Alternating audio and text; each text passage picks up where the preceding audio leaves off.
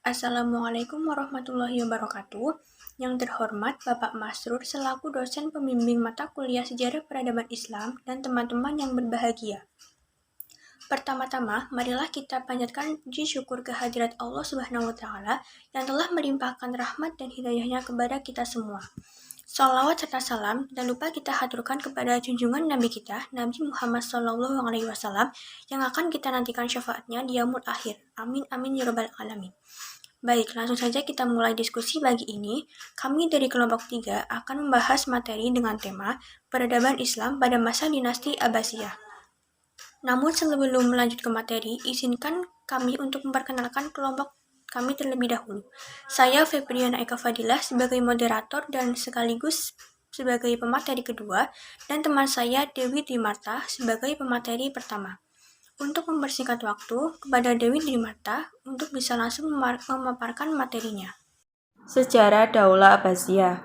Tonggak berdirinya dinasti Abbas berawal sejak merapuhnya sistem internal dan performan penguasa Bani Umayyah yang berujung pada keruntuhan dinasti Umayyah di Damaskus.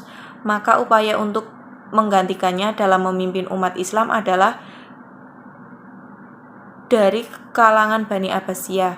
Di antara yang mempengaruhi berdirinya Khalifah Bani Abbasiyah adalah adanya beberapa kelompok umat yang sudah tidak mendukung lagi terhadap kekuasaan Imperium Bani Umayyah yang notabenenya korupsi sekuler dan memihak. Sebagian kelompok diantaranya adalah sekelompok Syiah dan Khawarij serta kaum Mawali, orang-orang yang baru masuk Islam yang mayoritas dari Persia.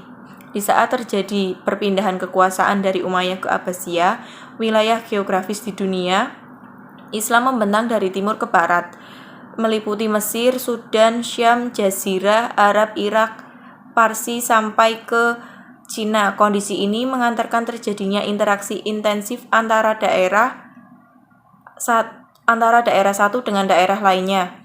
Interaksi ini memungkinkan proses asimilasi budaya dan perbedaan setiap daerah. Nyanyian dan musik menjadi tren dan stil kehidupan bangsawan dan pemuka istana di era Abbasiyah. Para khalifah di dinasti Abbasiyah. Berikut sebagian nama-nama khalifah pada masa dinasti Abbasiyah sebagai berikut. Yang pertama, Abul Abbas As-Saffah 132 Hijriah. Yang kedua, Abu Ja'far Al-Mansur 136 Hijriah. Yang ketiga, Abu Abdullah Muhammad Al-Mahdi bin Al-Mansur 158 Hijriah. Yang keempat, Abu Musa Al-Hadi 169 Hijriah. Yang kelima, Abu Ja'far Harun Ar-Rasyid 170 Hijriah. Yang keenam, Abu Musa Muhammad Al-Amin 193 Hijriah.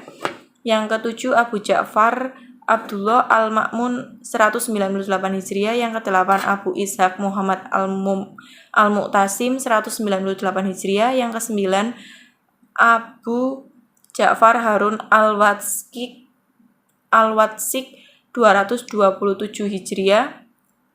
Yang kesepuluh, Abu Ja'far Muhammad Al-Muntasir 247 Hijriah. Masa kemajuan peradaban dinasti Abbasiyah. Puncak kejayaan dinasti Abbasiyah 809 Masehi dan anaknya Al-Ma'mun 813 sampai 833 Masehi. Ketika Ar-Rasyid memerintah negara dalam keadaan makmur, kekayaan melimpah, keamanan terjamin walaupun ada juga pemberontakan dan luas wilayahnya mulai dari Afrika Utara hingga ke India.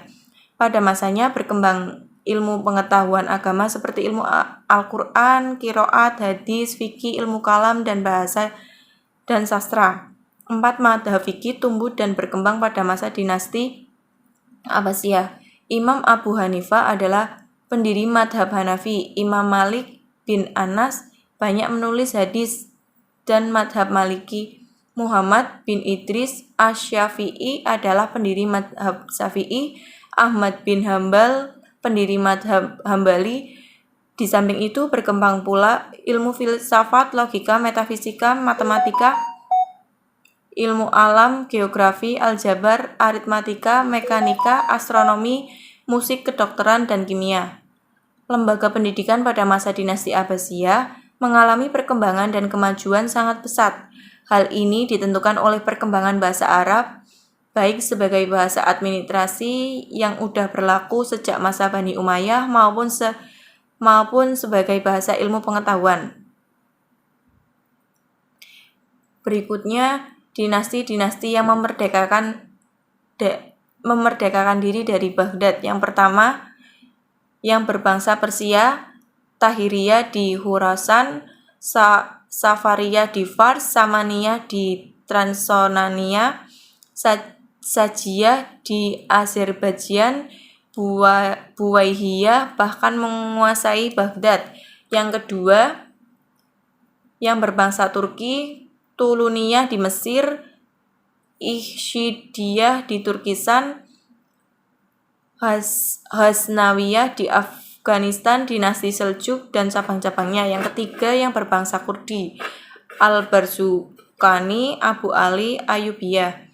Yang keempat, yang berbangsa Arab, Idrisiyah di Maroko, Aghlabiyah di Tunisia, Dulaviyah di Kurdistan, Alawiyah di Tabaristan, Hamdaniyah di Aleppo dan Mustahil, Mashyadiyah di Hilla, Ukailiyah di Maushil, Mirdasiyah di Aleppo. Yang kelima, yang mengaku dirinya sebagai khilafah, yaitu Umayyah di Spanyol dan Fatimiyah di Mesir.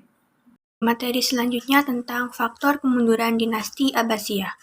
Sebagaimana terlihat dalam periodisasi Khalifah Abbasiyah, masa kemunduran dinasti Abbasiyah dimulai sejak periode kedua. Namun demikian, faktor-faktor penyebab kemunduran ini tidak datang secara tiba-tiba. Benih-benihnya sudah terlihat pada saat periode pertama. Hanya karena Khalifah pada periode ini sangat kuat, benih-benih itu tidak sempat berkembang. Dalam sejarah kekuasaan Bani Abbas, terlihat bahwa apabila Khalifah kuat, para menteri cenderung berperan sebagai kepala pegawai sipil. Tetapi jika khalifah lemah, mereka akan berkuasa mengatur roda pemerintahan. Faktor yang menyebabkan kemunduran dinasti Abbasiyah sebagai berikut. Yang pertama, ada persaingan antar bangsa. Yang kedua, kemerosotan ekonomi. Yang ketiga, konflik keagamaan. Dan yang keempat, ancaman dari luar. Selanjutnya ada akhir dari kekuasaan dinasti Abbasiyah. Akhir dari kekuasaan dinasti Abbasiyah ialah ketika Baghdad dihancurkan oleh pasukan Mongol yang dipimpin oleh Hulagu Khan. Baghdad di bumi hanguskan dan diratakan dengan tanah. Khalifah Bani Abbasiyah yang terakhir dengan keluarganya, Al-Mu'tasim Billah dibunuh. Buku-buku yang terkumpul di Baitul Hikmah dibakar dan dibuang ke sungai Tigris sehingga berubahlah warna air yang semula jernih bersih menjadi hitam kelam karena lunturan tinta yang ada pada buku-buku tersebut. Dengan demikian, lenyaplah dinasti Abbasiyah yang telah memainkan peran penting dalam pencaturan kebudayaan peradaban Islam dengan gemilang. Yang terakhir yaitu ada kesimpulan. Kesimpulan dari materi ini adalah pada zaman pemerintahan Abbasiyah yang pertama merupakan puncak keemasan dinasti ini. Secara politis, para khalifah betul-betul tokoh yang kuat dan merupakan pusat kekuasaan, politik, dan agama sekaligus. Di sisi lain, kemakmuran masyarakat mencapai tingkat tertinggi. Di samping itu, dinasti Abbasiyah juga merupakan dinasti yang menelurkan konsep-konsep keemasan Islam dalam hal pengembangan ilmu pengetahuan. Zaman keemasan Islam ini yang ditandai dengan penguasaan ilmu pengetahuan di berbagai sektor telah membawa kemakmuran tersendiri pada masyarakat saat ini. Kemajuan di segala bidang yang diperoleh Bani Abbasiyah menunjukkan bahwa Bani Abbasiyah lebih baik dari Bani Umayyah. Di samping itu, pada masa dinasti ini banyak terlahir tokoh-tokoh intelektual muslim yang cukup berpengaruh sampai saat ini. Demikian presentasi dari kelompok kami. Kurang lebihnya kami memohon maaf. Terima kasih. Wassalamualaikum warahmatullahi wabarakatuh.